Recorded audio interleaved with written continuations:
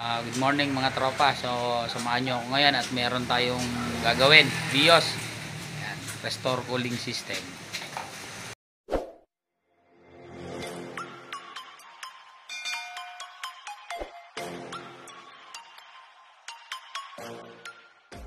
So, eto na tropa. So, hindi na namin napakita sa inyo kung paano tanggalin ng radiator nito. So kapag nagtanggal kayo, ayan, tanggal tong frame. Iba tinatanggal ang bumper, lahat kami hindi na masyado, inuusod na lang namin, no, para ma-access. So ayan, nakita nyo yung tagas ng ano nya, maabot pa sa condenser. So yung radiator, ayan, daming tagas. So, yung radiator din na ano yan, palit na yan pagka ganyan.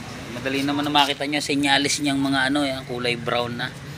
Kung maano yung sa video, nagbabrown na siya. Kulay imbis itim, brown. Ayan, ito to, lalo na itong isa. O yan, pagka ganyan, malutong na yan, magpuputo ka na lahat yan. So ibig sabihin niya, na-reach na yung maximum na ano niya, ilang taon na rin yan. So sulit na yan, kaya apalitan na natin ng bago. So pag nagpalit kayo ng umabot kayo ng 100,000 plus, restore na talaga yan. Yan, magpapalit na rin tayo ng thermostat, ng water pump, para isang galawan na lang, mga hose. Ayan, itong outlet, napalitan na natin to water outlet na yan. Ayan. So yun ang mga papalitan natin. So lilinisin muna natin to. So, ito yung ating mga pyesa, mga binili. Ayan, mga pump, thermostat. Ayun. Ayan, para kasi pagka pa isa-isa lang ang palit nyo yan, mangyayari nyan, ilang buwan lang yung thermostat na magiging problema. Pag mga nakailang buwan, water pump naman. So magkakasama yan sa cooling system. So set na yan para isang gawaan na lang, no? Para hindi na patirik-tirik yung mga ano, yun yung mga hose nya. Papalitan na rin natin. Kapit ko na itong water pump na bago.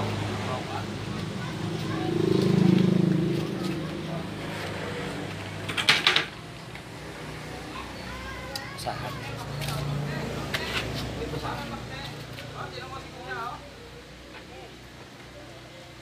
Ready?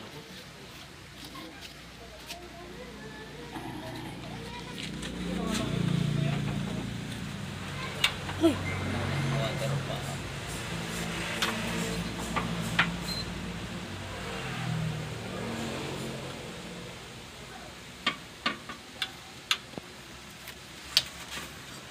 Ngayon, ano ba ito? Maganda ba? Cut mo muna la rin.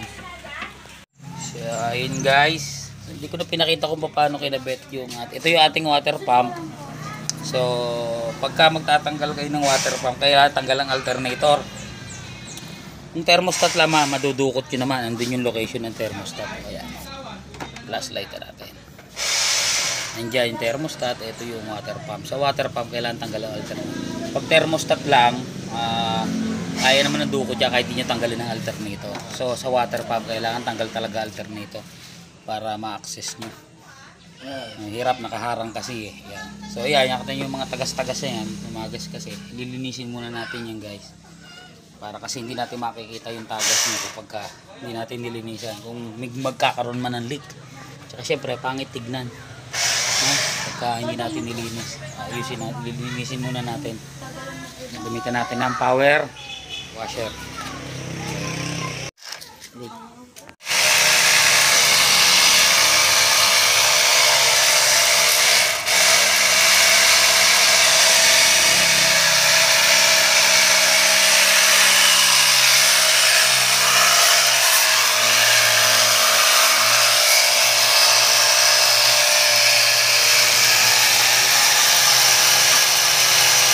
Nililinis na rin yung condenser.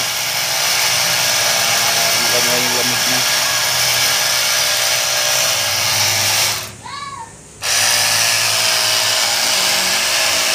Laren, tawin mo na.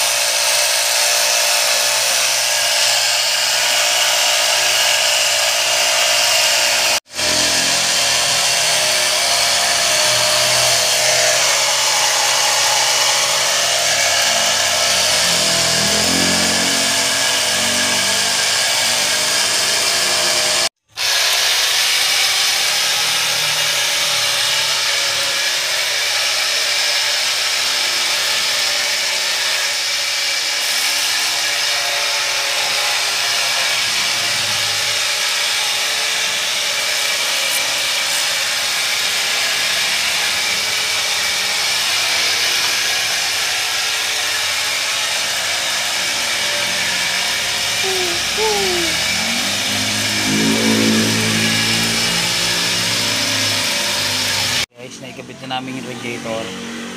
Ikakabit muna namin yung hose bago yung pan. Kasi medyo patataklo ba na yung lower radiator hose pagka dilagay namin yung pan, mahirap magkasa, hindi makakita. Hose muna, pan, bago upper. Ayun, bago tong subframe sa ibabaw. Yung cross member pala, sorry. Ayan. Si Bayaw.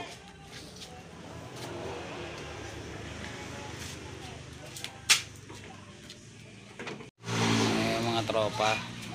So naikabit na namin yung bumper, radiator pan, so, alternator na lang, tsaka belt. Lilinisan ng konti yung makina bago salinan. Hayaan namin matayo ng konti yung mga beta grade, siguradong walang tagas.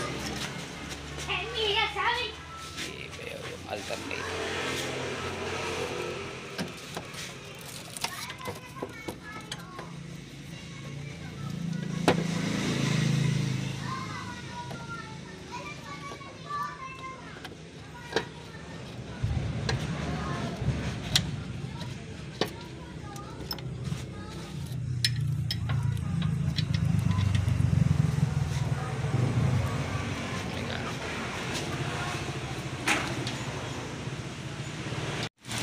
Guys, ito na po yung aming output. So naikabit na namin lahat.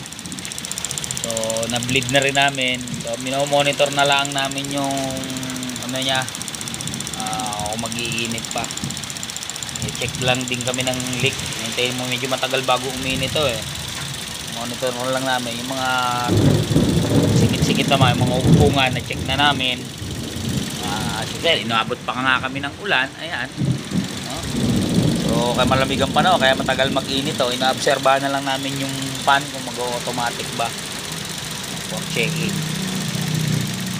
Pag naman naka-aircon, okay naman siya, nagana. So hintayin na namin ma-reach niya yung normal operating temperature, tapos makita namin na gagana yung pan, nag-automatic siya.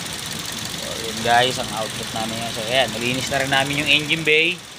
Ayan, ang output namin, BIOS, restore cooling system. Lares, kaway muna, kaway. Ayan, ang aking anak na makulit. Paano? Ayan.